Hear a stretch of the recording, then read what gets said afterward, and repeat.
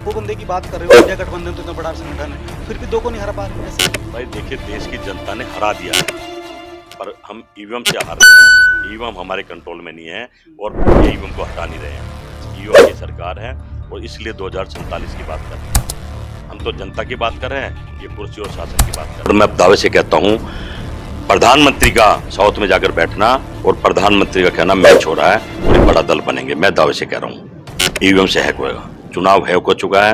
मैं सभी चैनल से सभी के बोल रहा हूँ कि हाथ पैर जोड़ लो, सुप्रीम कोर्ट के चंद्रचूड़ साहब के इस लोकतंत्र और संविधान को और भारत को बचा लो।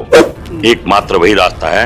अगर वो आदेश दे दें कि भाई चुनाव में विपक्ष के नेता संतुष्ट नहीं है, पहले शोर मचा रहे हैं, कोई पंजाब वाली रिपीट बात करने जा रहे हो? पंजाब में 36 वोट पंजाब में आपने मेयर का चुनाव देखा, टक टक टक टक, तो वो ऐसे करेंगे। ठीक है, यहाँ कर चुके हैं। नमस्कार, मैं आपके साथ राज सिंह भाटी। आप देख रहे हैं राजनीति एक्सप्रेस और राजनीति अमर पानी की खास रिपोर्ट। आपको पता है कि हम नए नए मुद्दे उठाते हैं, गरीब से जुड़े हो या अमीर से जुड़े हो या पार्टी से जुड़े हो, कोई भी देश का मुद्दा हम उठाने की कोशिश करते हैं। उसी मुद्दे को आप देख रहे होंगे कि अभी लोकसभा इलेक्शन चल रहा है, जिसका कि 6 फेज हो चुके हैं और 7वां होना कल का है, यानी कि 1 तारीख में कल होना है। तो उसी में बात करेंगे। हमारे साथ है जगदीश शर्मा जी। सर, आपका शुभ नाम सर? मैं जगदीश शर्मा हूँ, कांग्रेस का कार्यकर्ता हूँ, राहुल प्रियंका गांधी सेना का राष्ट्रीय अध्यक्ष हूँ। सर, वही 1947 में लाके खड़ा कर दिया हिंदू और मुसलमान। अगर आप जीतते हो तो आपका पीएम कौन होगा? देखिए, मैं तो 4 दिन पहले बता दिया कि चुनाव हैक होगा। ठीक है, फिर भी आपकी तसल्ली के लिए अगर आप चाह रहे हैं हम जीतते हैं तो चुनाव प्रधानमंत्री कौन होगा? हमारा नेता राहुल गांधी।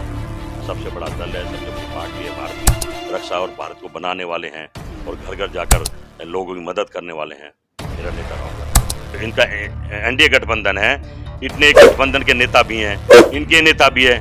किसी की हिम्मत तक कहते कि मोदी के अलावा कोई प्रधानमंत्री बनेगा? बताइए, लोकतंत्र वहाँ है, यहाँ है।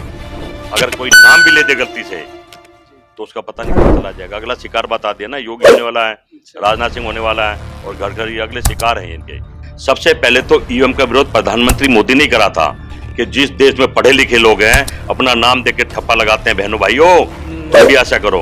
उसके बाद हम हमें समझ में आ गया, मोदी सही बोलता था।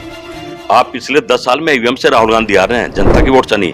आज मैं दावे से कहता हूँ, ये पिछले 10 साल से ऐसे ही हैक करते। एक दिन पहले कल आंकड़े दे देंगे, सारे गोदी मीडिया प्रधानमंत्री को भगवान बनाने लग जाए। बहुत बड़ा सर इल्जाम लगा रहे हो सर लोकतंत्र में। मैं इल्जाम नहीं, सच्चाई बता रहा हूं। सर, सुप्रीम कोर्ट ने भी ईवीएम से मना कर दिया है और इलेक्शन कमीशन बोला कि बीच में कुछ नहीं हो सकता है। तो ये मतलब बार बार देखिए, मेरा नेता राहुल गांधी है, वो सच बोलता है, डरता नहीं है। हम उसके शिष्य हैं, सच्ची बात तो कहेंगे। लोकतंत्र तो यही है।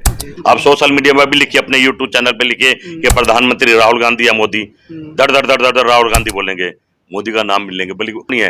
मैं हर पत्रकार से पूछता हूँ, आपकी हिम्मत है तो मोदी से पूछिए। आपकी गारंटी थी कि महंगाई कम होगी, डीजल पेट्रोल सस्ता होगा, अच्छे सबको घर दूंगा, अच्छे दिन लाऊंगा, काला धन में 15 लाख दूंगा। अमित शाह के कह दो, जुमला था।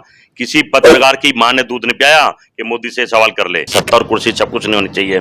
75 साल का बुढ़ा सत्ता के लालच में और 20-25 साल का जवान रिटायर कर रहा है 4 साल में।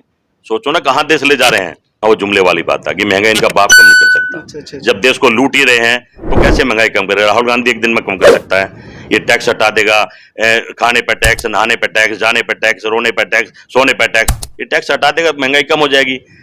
अगर पेट्रोल बाहर से 30 रुपए लीटर आ रहा है, देश की जनता को 100 रुपए लीटर मिल रहा है। 70 रुपए जो टैक्स है, इसी से तो देश लूट रहा है, इसी से गरीबी महंगाई बढ़ रही है। हम हटा देंगे। ने तो कहा था प्रधानमंत्री आएंगे तो टैक्स ही नहीं देना पड़ेगा। रामदेव बाबा भी बोला था।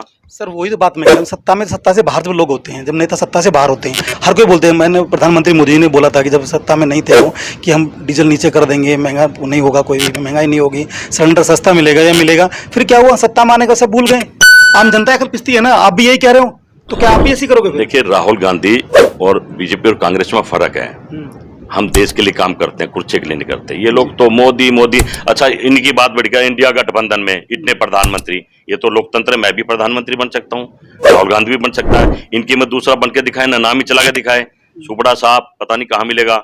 अब अगला शिकार योगी होने वाला है, इनका अगला शिकार राजनाथ सिंह होने वाला है, इनका अगला शिकार घर खरी होने वाला है। अभी देखना 2-4 दिन के बाद। वो जो तूफान की बात कर रहे हैं, यही तो तूफान की बात कर रहे हैं।